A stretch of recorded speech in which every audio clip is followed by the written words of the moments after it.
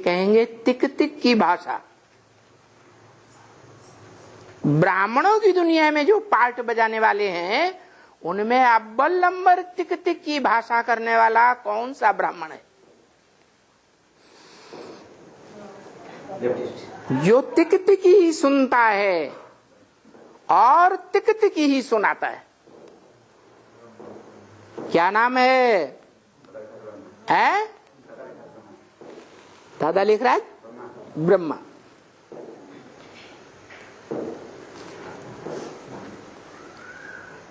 बाबा ने ब्रह्म वाक्य मुरली में बता दिया, ये है बेहद का गांधी। जैसे हद की दुनिया में गांधी हुआ, क्या कहता था? गीत गाता था, रघुपति राघव राजा राम, पतित पावन सीताराम। राम राज्य बनाए रहा हूं, राम राज्य लाऊंगा, राम राज्य में जाऊंगा। फिर रिजल्ट क्या हुआ? है और ही रावण राज्य हो गया। ऐसे ही ब्राह्मणों की दुनिया में जो पार्ट बजा रहा था, जिस पार्ट को दुनिया वालों ने कहावत दी है, श्रावण का अंधा, सावन महीने में जो अंधा होता है उसको क्या दिखाई देता है? हरा हरा ही दिखाई देता है। तो ये संगम युग श्रावण का महीना है, सतयुग त्रेता है ठंडक का मौसम। सभी का दिमाग ठंडा रहता है। और द्वापर कलयुग है गर्मी का मौसम, सबका दिमाग गर्म रहता है। और संगम युग है ज्ञान बरसात का मौसम। उस ज्ञान बरसात के मौसम में दुनिया में हरा हरा हरा हरियाली हरियाली छा जाती है। उस हरियाली के मौसम में अगर कोई अंधा होता है तो उस अंधे को हमेशा क्या दिखाई देता है? अंधा ही दिखाई, वो हरियाली ही हरियाली दिखाई देती।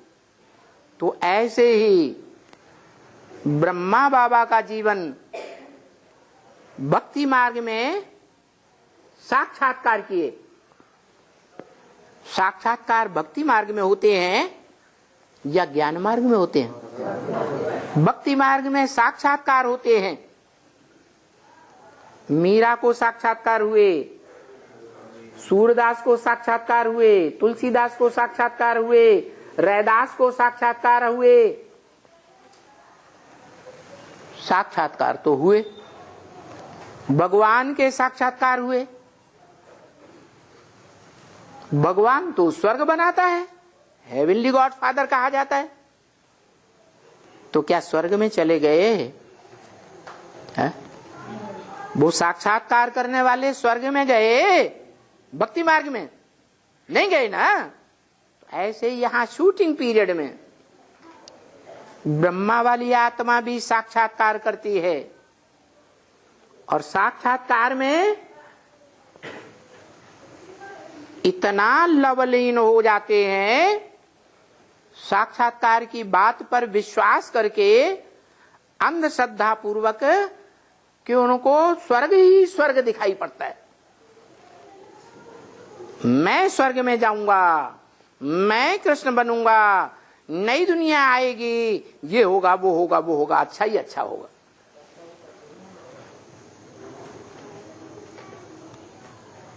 कैसे आएगी? उसका क्या तरीका है ये जाना है? नई दुनिया की प्लानिंग कुछ बुद्धि में आई है? नई दुनिया, जिस नई दुनिया में सतयुग के आदि में नारायण का राज्य था, जिस नारायण के लिए कीर्तन में गाते हैं, हे कृष्ण नारायण वासुदेव, माना जो नारायण है वही बचपन में कृष्ण था। दोनों एक ही आत्मा है या अलग अलग? एक ही आत्मा। तो मैं कृष्ण बनूंगा, ये बुद्धि में रहा अंधश्रद्धा पूर्वक, लेकिन ये बात बुद्धि में नहीं आई कि वो स्वर्ग बनाने वाला कौन? जिस स्वर्ग में आने वाला पहला पत्ता कृष्ण, भक्ति मार्ग में बच्चे के रूप में पूजा जाता है। किस रूप में पूजा जाता है? बच्चे के रूप में पूजा जाता है।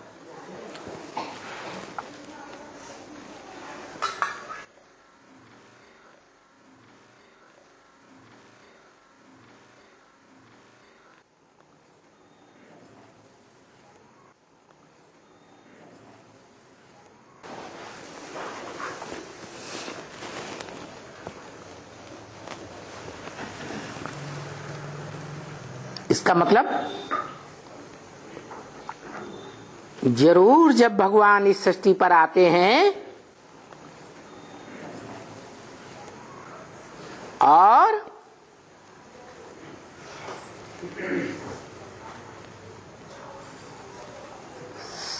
त्रिकालदर्शिता का बेसिक ज्ञान देते हैं बच्चा बुद्धियों को। क्या बेसिक नॉलेज किसको दी जाती है? बच्चों को दी जाती है। तो बच्चों को जो बेसिक नॉलेज देते हैं, उस बेसिक नॉलेज देने का निमित्त प्रैक्टिकल में दादा लेखराज ब्रह्मा बनता है।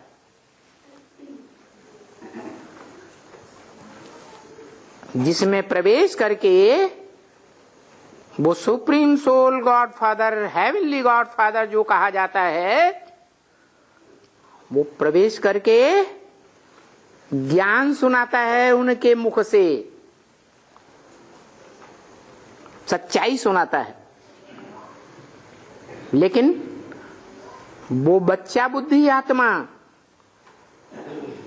कृष्ण की सोल, जो ब्रॉड ड्रामा में कृष्ण के रूप में पार्ट बजाती है, बच्चे के रूप में, और बच्चे के रूप में ही भगवान के रूप में पूजी जाती है,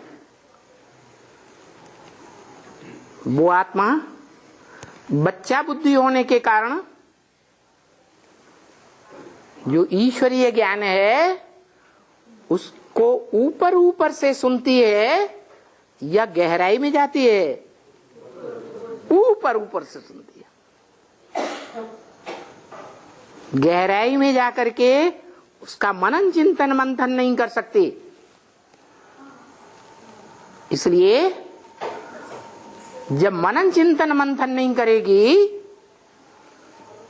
तो जो ज्ञान जल है वो बर्फ का बर्फ ही बनकर रह जाता है। जाम बुद्धि कैसी बन जाती? जामड़ी बुद्धि बन जाती। उस जामड़ी बुद्धि में से जो ज्ञान निकलता है, उस ज्ञान को भक्ति मार्ग में काठ की मुरली दे दी है। काहे की मुरली? काठ की मुरली। काठ की मुरली माने कठ बुद्धि के अंदर से वो ज्ञान निकलता है जो ऊंचे ते ऊंचे भगवंत हेवनली गॉड फादर ने दिया। कठ बुद्धि रह जाती है, रिपीट करती है, सिर्फ उसकी गहराइयों में नहीं जाती, मनन चिंतन मंथन नहीं करती।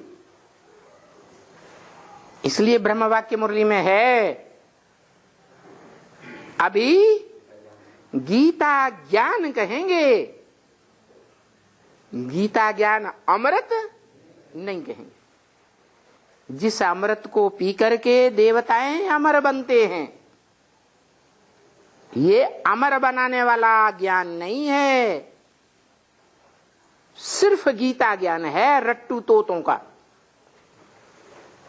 जैसे कोई अंधे होते हैं ना भक्ति मार्ग में, पूरी गीता रट लेते हैं, 3 घंटे के अंदर पूरी गीता सुना देंगे। ऐसे कठबुद्धि के मुख से निकला हुआ ज्ञान तिक तिक करने वाले का ज्ञान है। जैसे